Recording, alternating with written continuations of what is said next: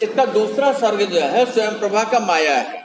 तो माया सर्ग में कवि ने बताया कि जिन मरुस्थल से होकर के सेना को आना पड़ रहा है, तो आखिर वो मरुस्थल प्रदेश जो है ऐसा हुआ क्यों, जानने का विषय है कि नहीं।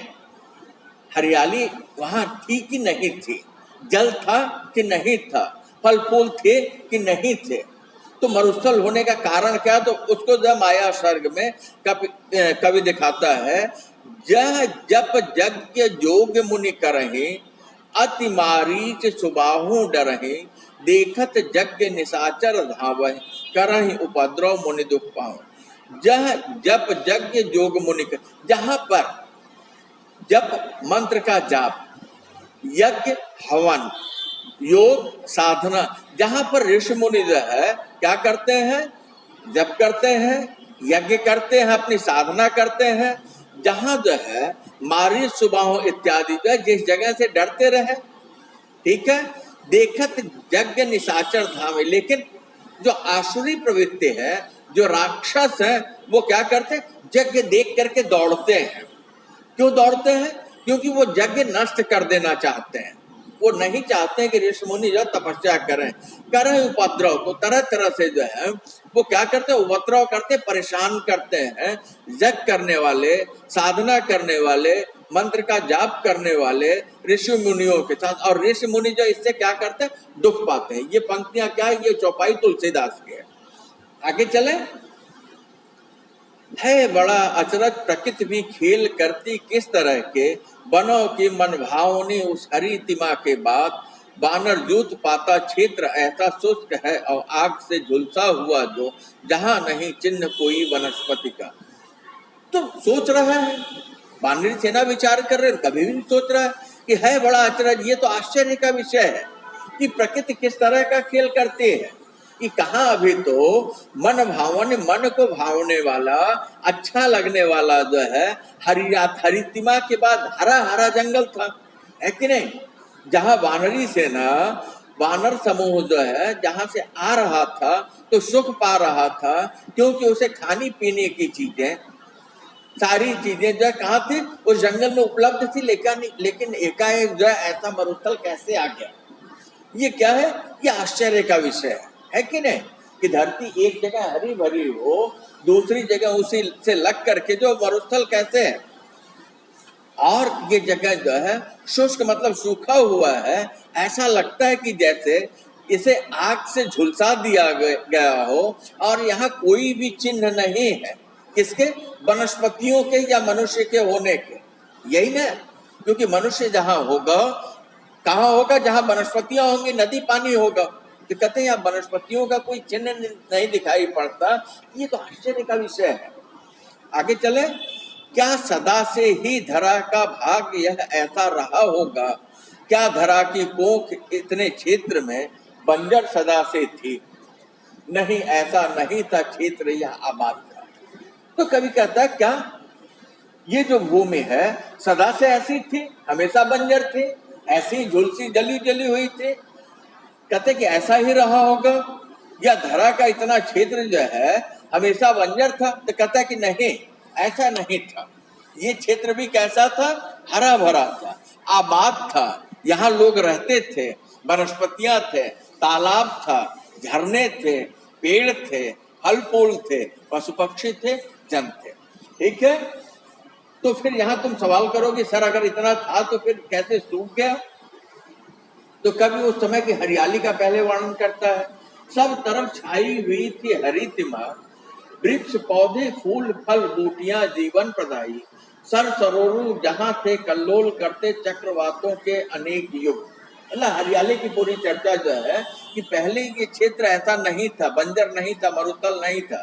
कहते चारों तरफ जो है हरियाली, हरितिमा छाई हुई, चारों तरफ हरियाली ही हरियाली थी, वृक्ष थे, पौधे थे, फूल फल थे, और जीवन प्रदायिनी, जीवन देने वाली विभिन्न तरह की औषधियां और जड़ी बूटियां थी, तालाब थे और सरोवर थे, और यहाँ कल्लोल करते हुए इन तालाबों में और छोटे तालाबों में कौन थे, चक्रवात पक्षी होता है जो कि हमेशा अपने जोड़े के साथ होता है, तो वो अपने समूहों के साथ जो है इन तालाब में क्या करता था, वो क्रीड़ा करता था।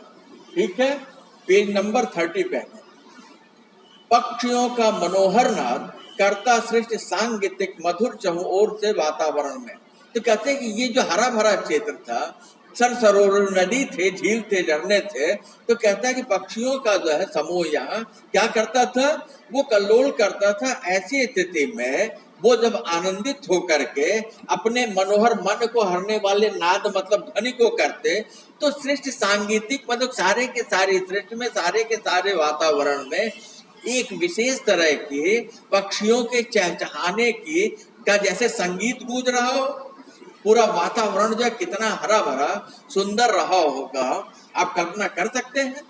ठीक है, पूर्ण सलिला देवी भागीरथी के पावन चरण के स्पर्श थे था क्षेत्र यह सौभाग्यवान, और जिसमें अनेक मुनि संत तापसी महात्मा थे साधना में लीन हरदम। पूर्ण सलिला, सलिल मतलब होता है पानी, लेकिन पूर्ण सलिला जो पूर्ण जल है किसका, भागीरथी किसको कहते हैं, माँ गंगा को कहती। देवी भागीरथी गंगा के पावन चरणों के स्पर्श थे, लगता ये इलाका गंगा से सिंचित रहा है कि नहीं। यह क्षेत्र कैसा था, सौभाग्यशाली था। किस तरह का सौभाग्य था, कहते यहाँ तो हरियाली ही हरियाली थे, और यहाँ इतना अच्छा था कि अनेक ऋषि मुनि संत तपस्वी जो है यहाँ हरदम इस हरितिमा प्रदेश में माँ गंगा की लहरों से, उनके जल से जो सिंचित था, वो क्या करते थे, साधना में तपस्या में लीन रहते थे। कहते हरदम हमेशा, मतलब ये प्रदेश जो बंजर नहीं था, मरुस्थल नहीं था, उजड़ा हुआ नहीं था, कैसा था, हरा भरा था, और तपस्वियों के ये तपस्थली था। फिर आगे कवि कहता, आगे चले, एक सबसे दिव्य आश्रम था वहां ऋषि कंडू का। कंडू ऋषि जो थे तपस्वी मनस्वी साधक मना। कंडू जो थे सत्यवादी वेद वेदता और लोकाचार्य के प्रज्ञा पुरुष विद्वत अमरषि। तो कहते हैं यहाँ ऋषि मुनियों संतों तपस्वियों के क्या थे, साधना स्थली थी। तो वहां जो अनेक आश्रम थे, तो अनेक के बीच में एक आश्रम बहुत विशेष था। कहते कि वहां एक जो बहुत ही दिव्य आश्रम था। यह आश्रम किसका था, कंडू ऋषि का था। ठीक है, और कंडू ऋषि कैसे थे, कहते तपस्वी मनस्वी साधक, बहुत बड़े तपस्वी थे, मनस्वी बहुत बड़े चिंतक थे, और बहुत गहरी साधना में लीन रहने वाले थे। ठीक है, मनन करने वाले, चिंतन करने वाले, साधना में लीन रहने वाले, ये कंडू ऋषि के विषय में बताया। फिर कंडू ऋषि के और कुछ गुणों को कभी बताता है, जो थे सत्यवादी वेद वेदता। जो क्या करते थे, सत्यवादी, सत्य बोलने वाले, वेद वेदता, वेदों के जानकार। हमारे 4 वेद है, ऋग्वेद है, सामवेद है, अथर्ववेद है, यजुर्वेद है। तो चारों वेदों की वेदता जानकार थे, और लोकाचार्य के प्रज्ञा पुरुष। और जो लोकाचार, लोक का जो आचार है, लोक का जो व्यवहार है, लोक का जो रहन सहन है, लोक के जो नियम है, उसके क्या, प्रज्ञा मतलब होता है ज्ञान, है कि नहीं। तो ज्ञान के पुरुष मतलब ज्ञानी, लोकाचार मतलब कि वो सत्य बोलने वाले, वेद को जानने वाले, लोकाचार को जानने वाले, विवेकवान जो है, विद्वान थे, अमर्षि, और उनके अंदर किसी भी तरह का अमर्ष, उनके अंदर किसी भी तरह का अहम, उनके अंदर किसी भी तरीके की बुराइयां नहीं थी। आगे चले, तो उन इतने गुण जिस व्यक्ति में होगा, वो लोगों के सम्मान का अधिकारी होगा। तो कवि कहता है, सभी थे सम्मान करते, थी किसी में नहीं यह सामर्थ्य जो कर सके किंचित भी निरादर कंडू ऋषि के परामर्शों का। कहते कंडू ऋषि का सभी लोग सम्मान करते थे। क्यों करते थे, उनके इन विशेष गुणों के कारण, जैसी मैंने अभी चर्चा की। और कहते किसी में भी इतनी सामर्थ्य नहीं थी कि जो जरा सा भी उनके परामर्श का, उनके सुझाव का निरादर कर सके। तो सारे के सारे लोग जो है कंडू ऋषि के सुझाव का पालन करते थे, जैसा ऋषि चाहते थे सारे लोग वैसा करते थे। ठीक है, तो आगे कवि कहता है, एक सुत था कंडू का जो बड़ा प्यारा, बड़ा चंचल और तेजस्वी बहुत। सुत मतलब होता है पुत्र। ठीक है, कहीं कहीं ये भाई के लिए आता है, लेकिन यहाँ ये सुत पुत्र के लिए आया। तो कहते कंडू ऋषि का एक पुत्र था जो कि बहुत प्यारा था, सबको जो अच्छा लगने वाला, बड़ा चंचल और चंचल प्रवृत्ति का था और बहुत ही तेजस्वी था। मतलब कैसा था? प्यारा था, चंचल था और तेजस्वी था। इनके अलावा जो है उसमें और क्या गुण थे? तो कवि कहता अध्ययन में निरत रहता, सर्वदा सेवा किया करता तपस्वी मनुजनों के। और निरत रहना मतलब अध्ययन में रत रहना, मतलब क्या? अध्ययनशील था, पढ़ने वाला था। अध्ययन करना मतलब पढ़ना, पढ़ाई करना। अध्ययनशील था, पढ़ने वाला था और सर्वदा सेवा किया करता। और केवल अध्ययन ही नहीं करता, चीजों को सीखता ही नहीं, बल्कि क्या हमेशा वो क्या करता? लोगों की सेवा भी करता। आश्रम में जो रहने वाले आश्रमवासी ऋषि तपस्वी थे, क्योंकि तपस्वी मुनि जनों की, उस आश्रम में रहने वाले जो ऋषि मुनि तपस्वी थे, वो उनकी सेवा भी किया करता था। ठीक है। आयु थी 10 वर्ष की, पर बुद्ध उसकी प्रौढ़ता को स्पर्श करती दिखती थी। तो कवि कहता है कि कंडू ऋषि के पुत्र की जो उम्र थी, कितनी थी? 10 वर्ष की थी, मात्र 10 वर्ष का था। लेकिन उसकी बुद्धि कैसी थी? प्रौढ़ थी, परिपक्व थी। मतलब परिपक्व बुद्धि वाला वो दिखाई पड़ता था। इसका मतलब है कंडू ऋषि का 10 वर्षीय पुत्र, जो कि अपने आश्रम में रहने वाले लोगों की सेवा करता था, अध्ययन करता था, और 10 वर्ष की उम्र में ही उसकी प्रज्ञा, उसकी बुद्धि जो है वो कैसी थी? तो अपने प्रौढ़ता को प्राप्त कर ली थी, परिपक्व। ऋषि महात्मा सर्वदा आशीष उसको दिए रहते, ऋचाएं कंठस्थ उसको। बिंब नौ आलोक का था कौधता रहता, कि मुख पर ऋषि सुवन के। ऋषि सुवन ऋषि के पुत्र, कंडू ऋषि के पुत्र। तो कहते कंडू ऋषि के पुत्र को, जो कि बहुत ही प्रौढ़ था, परिपक्व बुद्धि वाला था, मैच्योर्ड था, कहते ऋषि महात्मा जो है क्या करते थे? उसके अच्छे कार्यों की वजह से उसे हमेशा आशीष, मतलब आशीर्वाद होता, आशीर्वाद दिया करते थे। और ऋचाएं कंठस्थ उसको, ऋचा किसको कहते? वेद के जो श्लोक है उनको ऋचा कहते थे। वेद की जो ऋचाएं थी वो उसे कैसी थी? कंठस्थ थी, याद थी। और कंडू ऋषि के उस पुत्र के चेहरे पर एक विशेष तरह का आलोक, एक विशेष तरह की आभा, एक विशेष तरह की चमक दिखाई पड़ती थी। वो क्या था? उसकी विद्वता था, उसके उच्च चरित्र का तेज था। यही ना? कठिन तप की कंदरा से जब निकलते ऋषि, उन्हें बेटा दिखाई दे हमेशा लीन सेवा में सभी की। वेद श्रुति के अध्ययन में और ऋषि के आचरण सम्मान के अनुकूल कर्मों में निरत रहते सदा।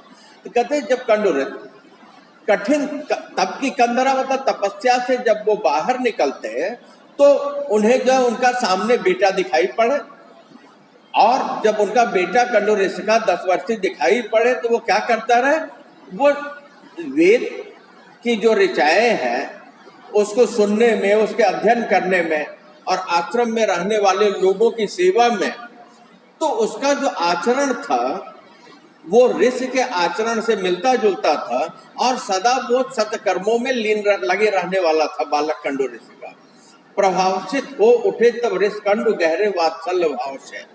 तो ऋषि कंडू ने जब अपने पुत्र को सेवा करते हुए देखा, ऋचाओं को पढ़ते हुए देखा, ऋचाओं का अध्ययन करते हुए देखा, वे दिखे, तो उनके चेहरे पर प्रभाषित मतलब होता प्रकाशित है कि नहीं? उन्हें खुशी हुई, प्रसन्नता की अनुभूति हुई और उनके अंदर जो वात्सल्य भाव मतलब अपने बेटे के प्रति पुत्र प्रेम का भाव जागृत हुआ।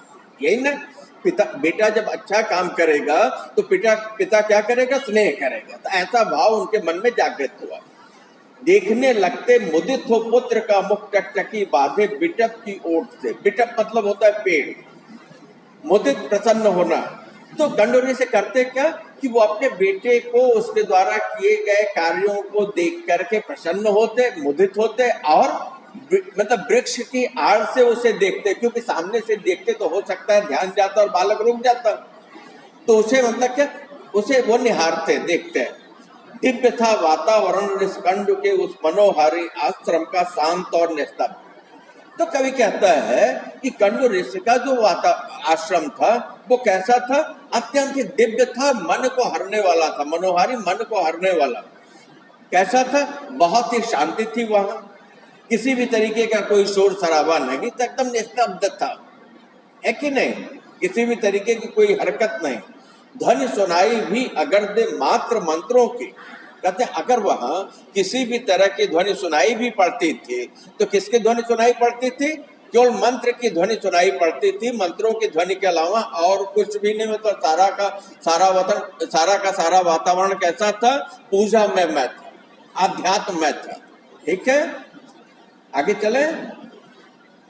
काल होता क्रूर है, वह एक जैसा नहीं रहता कभी, जिस तरह यह सत्य है अंधियार को करके विदा आता सवेरा, उस तरह ही सत्य यह भी रोशनी के बाद आएगा अंधेरा। कहते काल की जो गति है वो कैसी अत्यंत क्रूर है, वो हमेशा एक जैसा नहीं रहता। तो काल आता है तो क्या करता है? मृत्यु लेके आता है। कहते जिस तरीके से यह सही है कि जब अंधियारा मिटता है, रात बीतती है तो सुबह होती है, उसी तरह यह भी सत्य है कि जब प्रकाश होगा, रोशनी होगी, तेज होगा, तो फिर अंधेरा आएगा, है कि नहीं? क्योंकि समय का चक्र हमेशा चलता रहता है। सुख और दुख, तो सुख है तो दुख आएगा, दुख है तो सुख आएगा। यह प्रकृति का है सनातन चक्र, इसमें कुछ नहीं बदलाव होगा।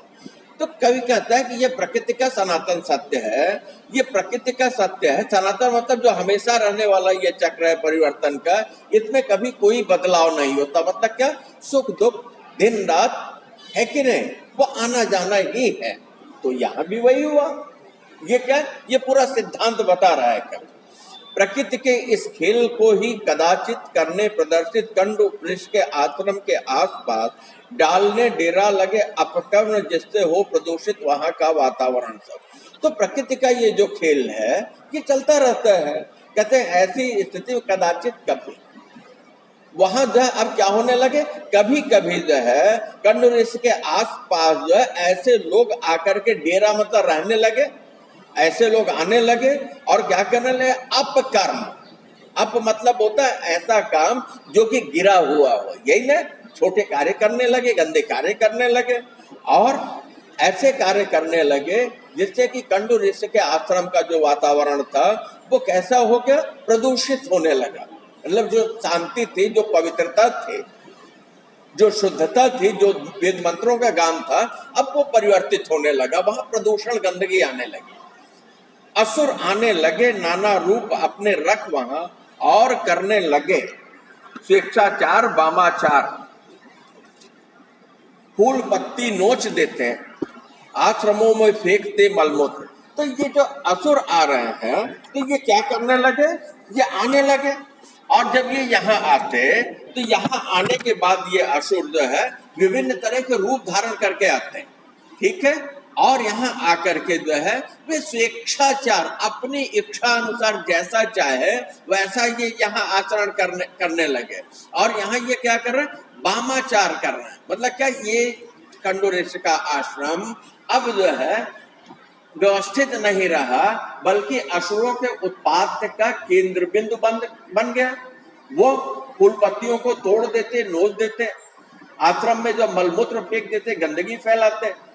ठीक है, रात्रि होते ही बहुत बढ़ते उपद्रव राक्षसों के, किए मदिरा पान हो उन्मुक्त डोले आश्रमों में, करे भारी अट्ठास जगे ऋषि मुनि महात्मा, और उनको रोकने का करे उपक्रम तब असुर वे, नोच ले दाढ़ी, पकड़ ले केस उनके और उनको खींच कर ले जाए बाहर आश्रमों के। तो जैसे ही दिन बीते, शाम हो, रात आने लगे, तो ये राक्षस क्या करते थे? उपद्रव शुरू कर देते थे, उत्पात शुरू कर देते थे। क्या करते?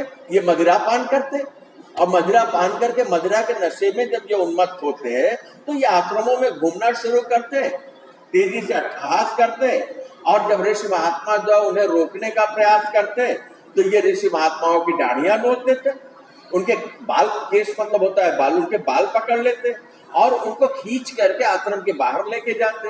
राक्षसों ने ऋषि मुनियों का रहना मुश्किल कर दिया, दूभर कर दिया, यही ना? कठिन हो गया वहां रहना। वो कंड ऋषि का आश्रम जो है राक्षसों के उत्पात की वजह से अशांत हो गया। पेड़ पौधे वृक्ष जो है बहुत आवश्यक प्रकृति के संतुलन के हित, उन्हें वे रौदते देते उखाड़, नए पौधों को लगाने की भला क्या सोचते थे। तो कहते हैं आप उस आश्रम में जो पेड़ पौधे थे, जो कि बहुत ही आवश्यक थे प्रकृति के संतुलन को बनाने में, है कि नहीं, कि जिससे वातावरण शुद्ध रहे, वो उन्हें उखाड़ देते, उन्हें रौद डालते, उन्हें तोड़ डालते। अब यहाँ नए पौधे लगाने के विषय में कौन सोचता, क्योंकि राक्षस लोग ऋषि मुनियों को शांत रहने ही नहीं दे रहे। जब शांति काल होगा तब तो कुछ सृजन होगा, है कि नहीं। तो सारा का सारा वातावरण कैसा रहने लगा, इसकी वजह से लगा सब वातावरण होने प्रदूषित क्षेत्र का, जल, वायु, ध्वनि और धरती सब प्रदूषित। तो इसकी वजह से जो है इस क्षेत्र का वातावरण जो है कैसा रहने लगा, प्रदूषित रहने लगा। अब वो रहने लायक नहीं रहा। तो देखिए प्रदूषण के जो मुख्य वजह, कहते हैं हवा प्रदूषित हुई, ऑक्सीजन शुद्ध नहीं मिलेगा, फेफड़ा खराब होगा, शरीर जो है कैसा होगा, अव्यवस्थित होगा, जल प्रदूषित होगा, पानी से बीमारियां पैदा होंगी, ध्वनि प्रदूषित होगा, शोर शराबा होगा, सुनने की क्षमता हमारी कम हो जाएगी, और धरती प्रदूषित होगी तो जो कुछ भी धरती से पैदा होगा वो स्वस्थ नहीं होगा, पुष्टिकर नहीं होगा। इस तरीके से कंड ऋषि के आश्रम में सब कुछ प्रदूषित होने लगा। आज से जोड़ करके देख लीजिए, सारा का सारा वातावरण जो है, जो लोग प्रदूषित करने वाले लोग हैं वो राक्षसी प्रवृत्ति के लोग हैं, यही ना। प्रदूषण को रोकना कितना जरूरी स्वस्थ जीवन के लिए है यह नहीं वे जानते थे। कहते वे मतलब कौन, राक्षस। कहते वो राक्षस जो है इस बात को नहीं जानते थे कि प्रदूषण का रोकना जो है उनके स्वास्थ्य के लिए, मनुष्य के स्वास्थ्य के लिए कितना जरूरी है। अगर प्रदूषण के महत्व को वो समझते हैं कि प्रदूषण क्या करेगा, उनके जीवन को दूषित कर देगा, खराब कर देगा, तब तो वो प्रदूषण नहीं फैलाते। लेकिन स्वस्थ जीवन के लिए वो प्रदूषण न फैलाया जाए इस बात को नहीं जानते थे। आगे चले, या कि संभव प्रदूषण है ऋषि जिनों के लिए जो वह उन राक्षसों को पड़ रहा अनुकूल लो, ताकि उनकी तामसी प्रवृत्तियां बढ़ती रहे प्रत्येक क्षण। कभी कहता है या तो ऐसा भी हो सकता है, या कि संभव, या ऐसी भी संभावना है, ऐसा भी संभव हो सकता है कि प्रदूषण है ऋषि जनों के लिए जो ऋषियों के लिए, मुनियों के लिए प्रदूषण है, हो सकता है कि वो वातावरण राक्षसों के रहने के अनुकूल हो, यही ना, उनके अनुकूल हो। जैसे मांस मदिरा इत्यादि है, तो किसी भी शाकाहारी के लिए वो क्या है, वो तो अशुद्ध है, लेकिन जो उसका सेवन करने वाले हैं उनके लिए वो स्वास्थ्यकर है। तो कहता है कि हो सकता है ऐसा भी हो, तो वो प्रदूषण फैला रहे हैं जिससे कि उनकी जो तामसी वृत्तियां हैं वो प्रत्येक क्षण जो बढ़ती चली जाए। तो कहता है कि ऐसा भी हो सकता है, आसुरी आचरण बढ़ते जा रहे थे। तो कभी कहता है कि कंड ऋषि का जो आश्रम है, इस आश्रम में आसुरी मतलब राक्षसी जो है वृत्ति है, राक्षसी आचरण जो है, राक्षसी प्रवृत्तियां जो है वो क्या हो रही है, दिन प्रतिदिन क्रमशः जो है वो बढ़ती चली जा रही है। ठीक है, खुले मदिरालय जहां मदिरा पिए फिर मांस भक्षण करें राक्षस, हो उठे उन्मत्त और अश्लील अपनी हरकतों में, नगर वधुएं रमण करती दानव संग दुत चारों ओर होता। तो वातावरण जब प्रदूषित हुआ, राक्षसों का आना जाना हुआ, तो खुले मदिरालय चारों तरफ जब मदिरा की दुकानें खुल गई, है कि नहीं, मदिरा शराब, तो चारों तरफ मदिरालय खुल गए। और जब मदिरालय खुल गए तो मदिरालयों में क्या होगा, मदिरा पीने वाले लोग जाएंगे, और जब वो मदिरा पिएंगे तो वो कैसे होंगे, उन्मत्त होंगे। वो उनका भक्षण, उनके खाने का तो कहते मांस भक्षण, और वो मांस खाने लगे। कहाँ वो ऋषि मुनियों का आश्रम था, शाकाहारी थे, वर्ण से मिलने वाले चीजों से उनका जीवन चलता था, फल फूल कंदमूल से, और कहाँ यहाँ आने वाले लोग जो है तामसी वृत्तियों के हो गए। तो ये जब मदिरा पान करते, मांस भक्षण करते, तो ये उन्मत्त होकर के, नशे में होकर के अब ये अश्लील हरकतें शुरू कर दिया इन लोगों ने। और नगर वधुएं, नगर में जो नाचने वाली नगर वधु वेश्या के लिए प्रयोग किया जाता है, तो नगर वधु यहाँ आते और यहाँ इन राक्षसों के साथ जो है वहां वो रमण करते, और चारों तरफ दुत मतलब होता है जुआ, जितनी बुराइयां हैं सब कुछ कहाँ आ गए, वहां आ गए। है कि नहीं?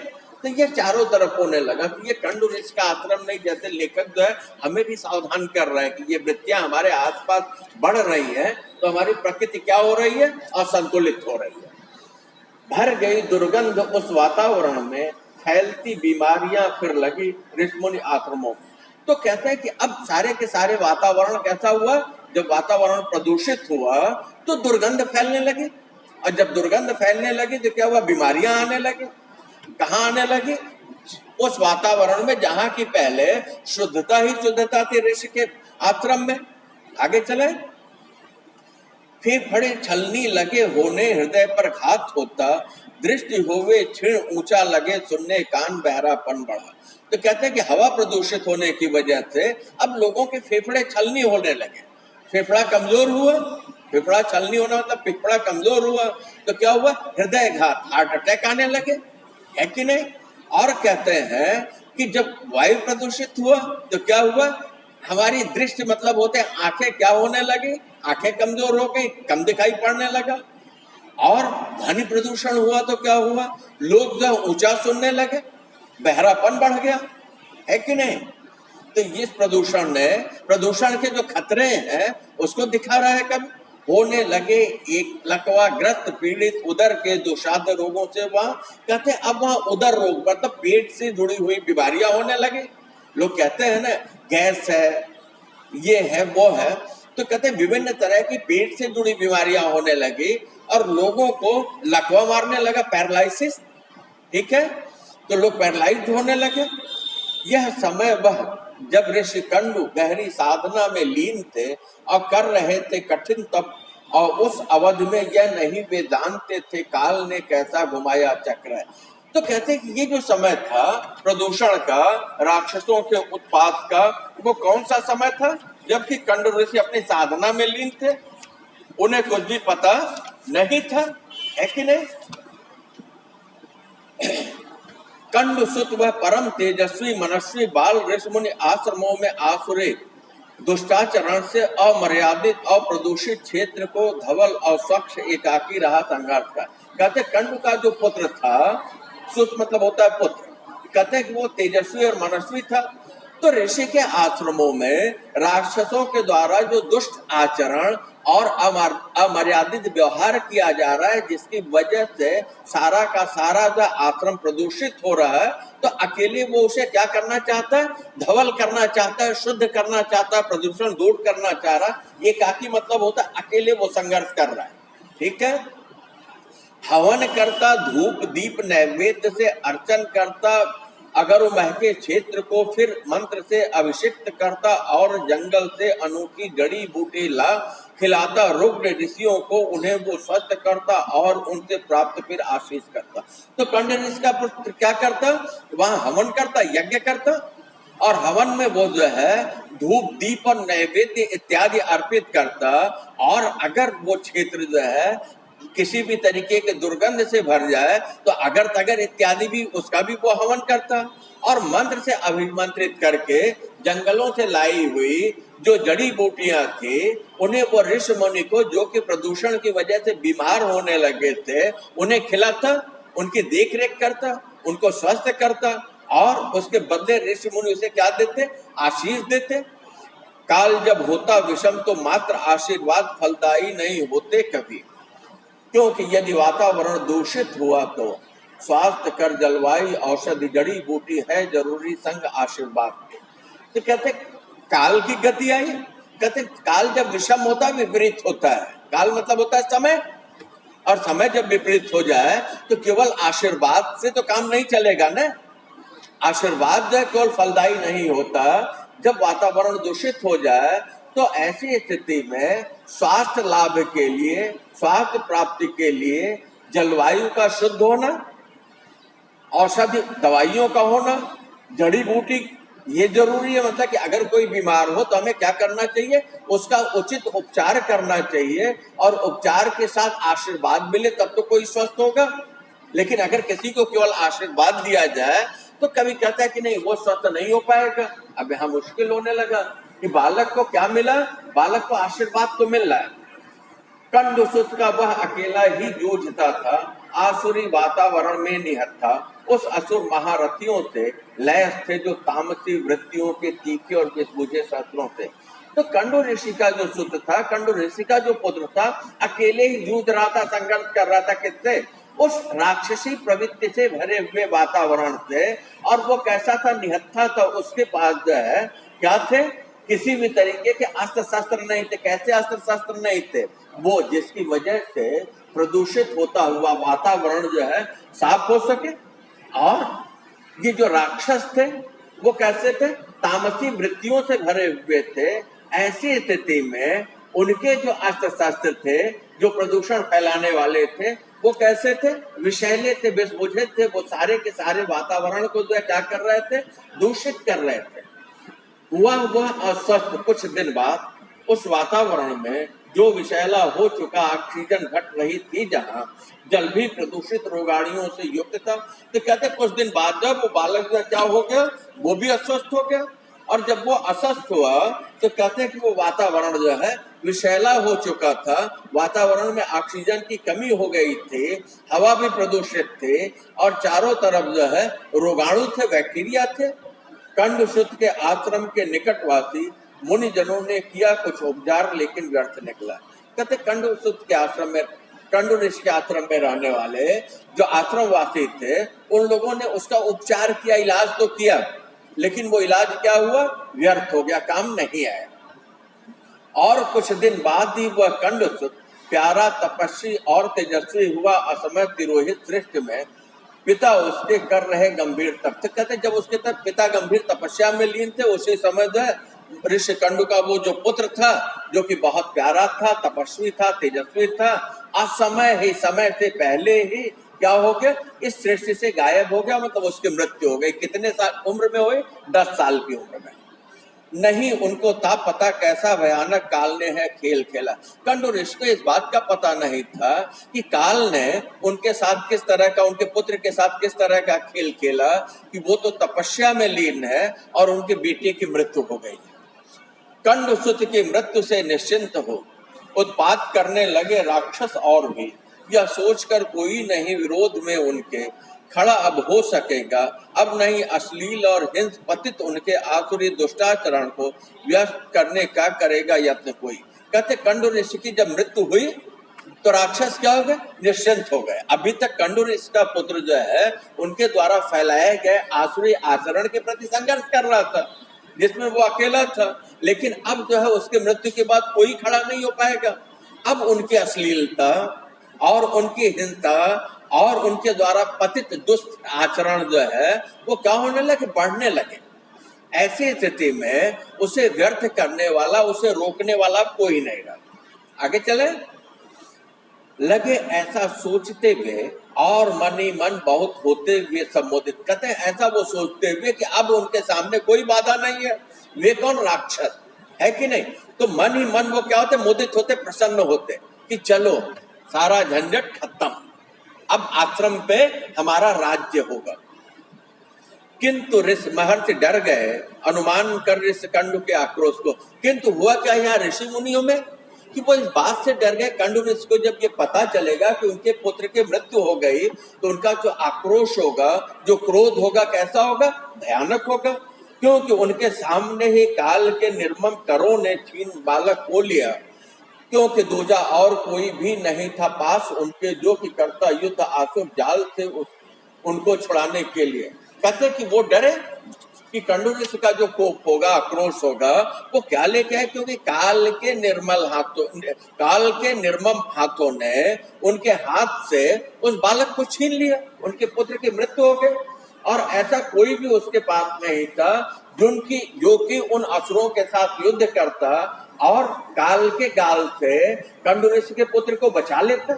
यही है कंडुसुत जो था बड़ा निर्भीक और सेवापरायण, धार्मिक ग्रंथों पुराणों किया था अध्ययन, जिसमें तनिक सी आयु में तेज जिसके चेहरे से फूटता था, उठ रहा था जो भविष्य के महाऋषि के लिए संभावना है। और इस कारण जिस पर गर्व था ऋषिकंडु को, संपूर्ण ऋषिकुल वही ऋष कंडु का तो काल कल्पित हुआ असमय।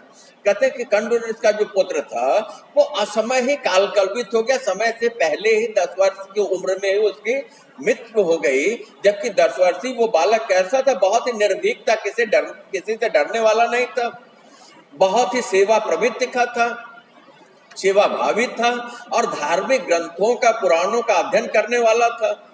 इतना सब होने के कारण उसके चेहरे से एक विशेष तरीके की आभा, एक विशेष तरीके की चमक दिखाई पड़ती थी। भविष्य में एक बड़े ऋषि की पूरी संभावनाएं जो है किसमें थी, उस बालक में दिखाई पड़ती थी। यही है तो कहते हैं ऋषि कुल को उस पर गर्व था और कंडु ऋषि को अपने पुत्र पर गर्व था, क्योंकि कोई भी पिता ऐसे तेजस्वी पुत्र को पाकर के गौरवान्वित होगा, गर्व करेगा, है कि नहीं? क्योंकि लायक पुत्र है, उन्हीं के मार्ग पर चल रहा है, उन्हीं के रास्ते पर। आश्रमों की शांत हरियाली बनी कारण कि जिसकी ओर आकर्षित हुए समुदाय असुरों के।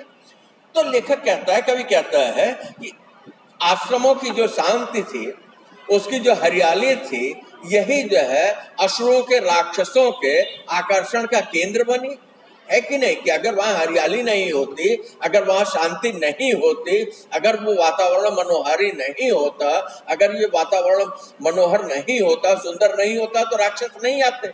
यही ना? तो राक्षसों के आने का कारण क्या है? कहते वहां की शांति और हरियाली। लगे रहने वहां सारे असुर फिर करने लगे उत्पाद, दूषित हो गया वातावरण उस क्षेत्र का। कहते अब वहां असुर रहने लगे और असुरों के रहने से उनकी जो आसुरी वृत्तियां हैं, मदिरापान, मांस भक्षण, तरह तरह के वामाचार, दुराचार इत्यादि इत्यादि, सारा का सारा वातावरण कैसा हो गया? प्रदूषित हो गया। दुखी ऋषिगण चल पड़े उस ओर थे जहां ऋषिकंडु अपनी साधना में लीन। तो असुरों के उत्पाद से और पुत्र की मृत्यु के बाद कंडु के ऋषि मुनि जो है उस तरफ चले गए जहां कंडु ऋषि साधना में लीन है, बैठे हुए। पहुंच उस स्थान पर वे सक पकाए से खड़े, कैसे जगाएं ब्रह्म ऋषि को साधना से और कैसे दे दुसंवाद उनको पुत्र, उनका काल का आहार असमय बन गया।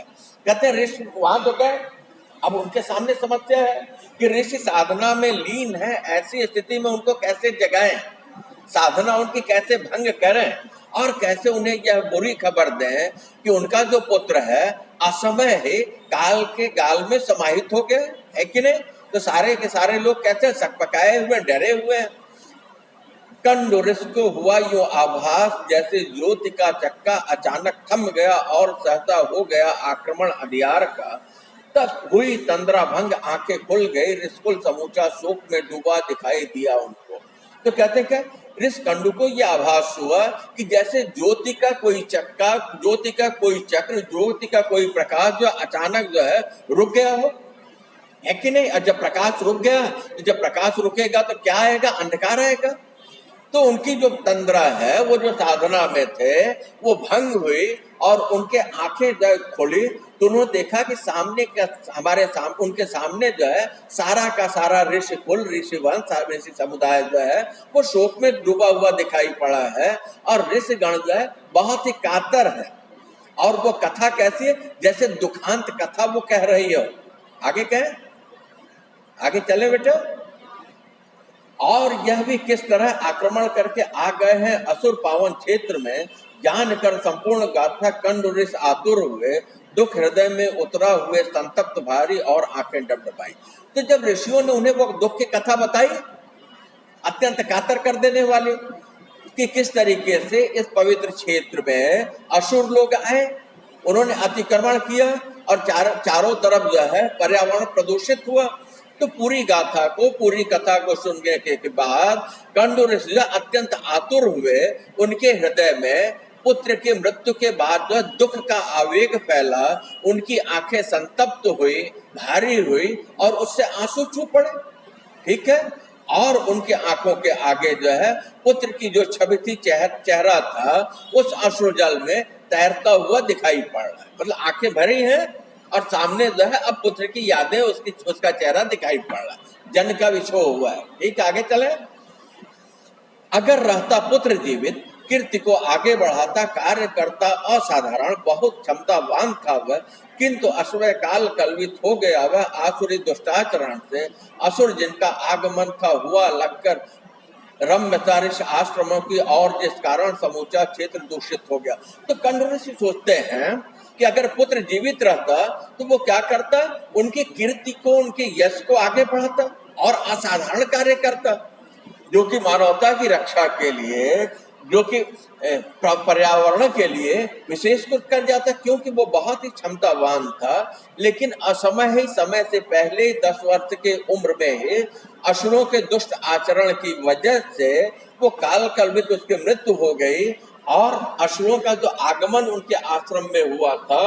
कंड ऋषि ये विचार करते हैं कि यहाँ की जो रम्यता थी, यहाँ की जो शांति थी, यहाँ की जो सुंदरता थी, यही जो है उनके आकर्षण का केंद्र बनी और वही दूषित हुआ। ये बात दिमाग में आई तो जो कारण था, कारण पे गुस्सा आएगा, है कि नहीं। कुपित सहसा हो उठे ऋष क्षोभ से भरने लगे आंखें हुई अंगार थरथर, तन बदन था क्रोध के मारे लगा कपने बहुत, रोष में थे वे बहुत उन आश्रमों पर रम्यता जिनकी बनी थी, बड़ा कारण असुर जन के आगमन का। तो कहते हैं कि वो एकाएक क्रोधित हो गए और क्षोभ से उनके अंदर जो है एक विशेष तरीके के दुख का संचार हुआ।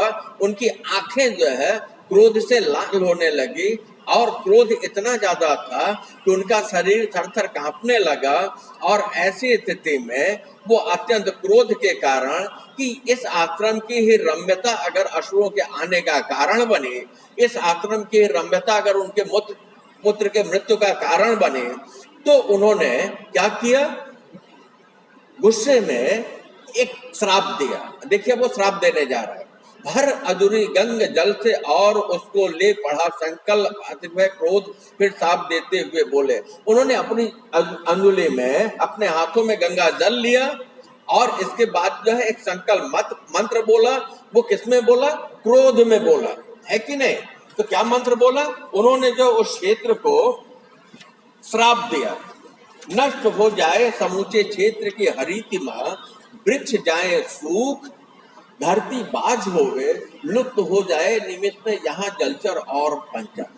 पुत्र की मृत्यु का कारण तो कहते हैं कि यहाँ की जो हरियाली, हरितिमा हरियाली, ये समूचे क्षेत्र की जो हरियाली है वो सारी की हरियाली क्या हो जाए, सूख जाए, सारे वृक्ष सूख जाए, हरियाली समाप्त हो जाए और यहाँ की धरती क्या हो जाए, बाज हो जाए, बंध्या हो जाए, ऊषर हो जाए।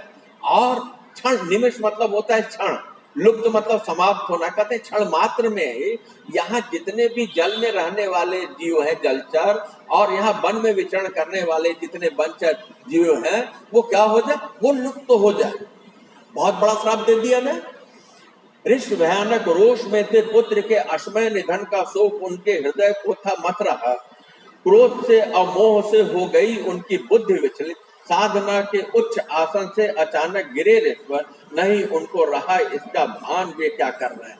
कहते कि ऋषि जो है अत्यंत क्रोध में थे और अत्यंत भयानक क्रोध की वजह क्या थी, उनके पुत्र का निधन था, वो शोक में थे। वो शोक क्या कर रहा था, उनके हृदय को मथ रहा था।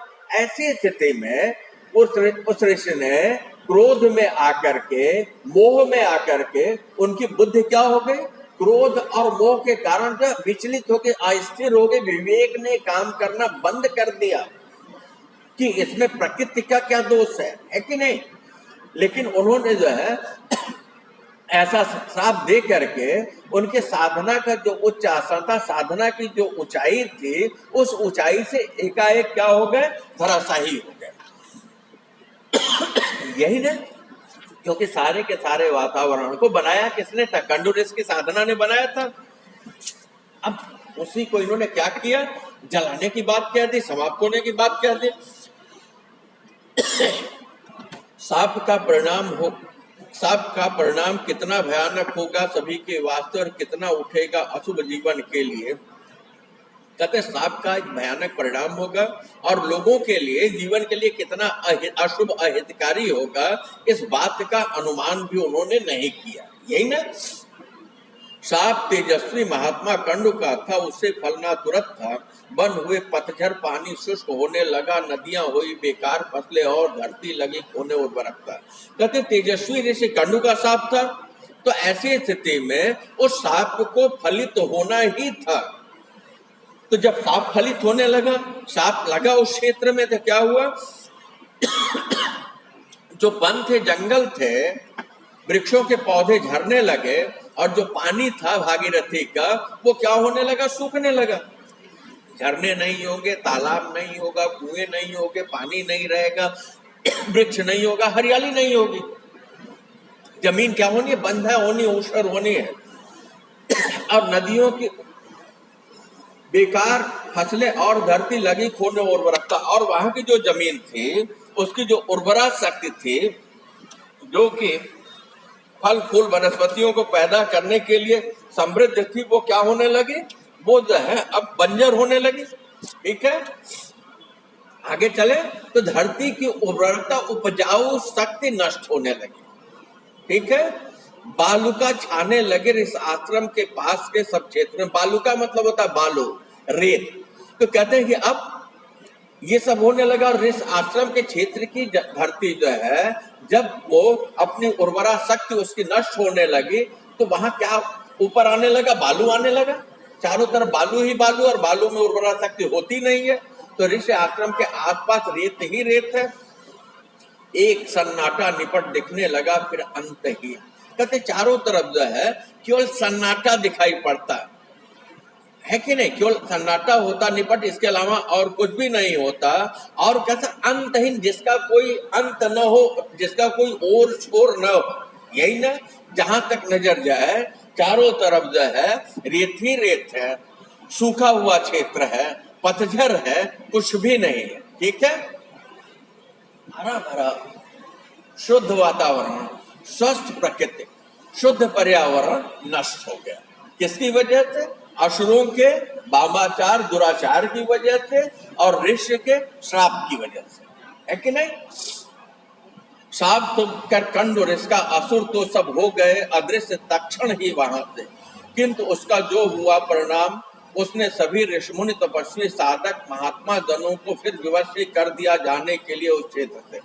तो जब असुरों ने सुना कि कंडु ऋषि ने श्राप दे दिया है, तो जो असुर थे, राक्षस थे, वो तुरंत क्या हो गए, तत्क्षण उसी समय क्या हो गया, अदृश्य हो गए, चले गए, है कि नहीं। अदृश्य होने जाना, चले जाना, उसी समय वो चले गए। लेकिन राक्षसों के जाने से अब ऋषि का जो श्राप लगा वो तो समाप्त नहीं होगा। कहते उसका जो परिणाम हुआ, उसका परिणाम ये हुआ कि असुर तो चले गए अपनी जगह, लेकिन वहां रहने वाले कंडु ऋषि के आश्रम में और आसपास जितने भी ऋषि मुनि तपस्वी थे, जितने भी साधना करने वाले साधक थे, जितने भी महात्मा लोग थे, जो है उन्हें क्या विवश होकर के, लाचार होकर के, क्योंकि अब वहां जल नहीं है, वृक्ष नहीं है, फल नहीं है, फूल नहीं है, कंद नहीं है, सुरम्य वातावरण नहीं है, शुद्ध हवा नहीं है, तो क्या हुआ, उस क्षेत्र से जाने के लिए उन्हें विवश होना पड़ा। लाचारी में उन्हें भी वहां से जाना पड़ा। यही ना, सारा का सारा क्षेत्र कैसा होने लगा, निर्जन होने लगा। क्या आ रही है, सीता जी को खोजते हुए वानरी सेना इसी क्षेत्र में प्रवेश की है, और इसी क्षेत्र में उनको खाने पीने के लिए कुछ नहीं मिल रहा है। कंडु ऋषि के पुत्र को था बड़ा गहरा प्रेम मिट्टी से यहाँ की, इसमें ताती जब कभी तो कंड हो जाते बहुत व्याकुल हुआ। तो कहते कंडु ऋषि के पुत्र को था, उन्होंने श्राप तो दे दिया। कंडु ऋषि को उस जगह से प्रेम था, तभी तो आश्रम बनाया था, सारी साधना उनकी वहीं चल रही थी। और उनका जो पुत्र था, उसको भी यहाँ की मिट्टी से, इस जगह से बहुत गहरा प्रेम था, वो जो है यहाँ के लिए समर्पित था। और जब जब कंडु ऋषि को यहाँ अपने पुत्र के स्मृति, मतलब याद आना, जब भी वो याद आ जाता तो वो बहुत ही व्याकुल हो जाते, बहुत ही परेशान हो जाते, है कि नहीं। कि उनका पुत्र जो है इस जगह को बहुत प्यार करता था, क्योंकि ये शांत था, सुरम्य था, हरियाली भरा हुआ था, सब कुछ संपन्न था और साधना के योग्य था। आज ये बंजर हो चुका है। तो पुत्र का प्रेम था तो शायद वो वहां जो कुछ समय के लिए रुके रहे होंगे। अंततः इस क्षेत्र को त्यागा उन्होंने भी, तथा वे चल दिए अनजान देश की ओर, आश्रम छोड़ अपना सर्वदा को। तो अंत क्या हुआ, उन्हें आते उस जगह को देखते, और उस जगह को देखते तो कंडूरी से क्या होते, वो जो है परेशान होते है कि नहीं। तो अंत में स्थिति एक ऐसी आई कि इस क्षेत्र को, कंडू ऋषि को उनका वो आश्रम जो उनके श्राप के कारण पर्यावरण प्रदूषित हुआ, वो सारा का सारा बंजर हो गया, जल सूख गए, वृक्षों में पत्तियां नहीं रही, चारों तरफ रेत ही रेत फैला रहा। तो अंततः उन्हें भी क्या करना पड़ा, कंडू ऋषि को वो आश्रम जो त्याग देना पड़ा, और वो वहां से चल दिए, निकल दिए, कहा अनजान देश की ओर। वो किस दिशा में गए, इस दिशा का फिर कुछ पता नहीं था, मतलब उन्हें खुद ही नहीं पता था कि वो कहाँ जा रहे हैं। आश्रम छोड़ अपना सर्वदा को, सदा के लिए कंडू ऋषि ने अपना वो आश्रम छोड़ करके कहीं चले गए। ठीक है। तो यहां जो देखिए दूसरे सर्ग में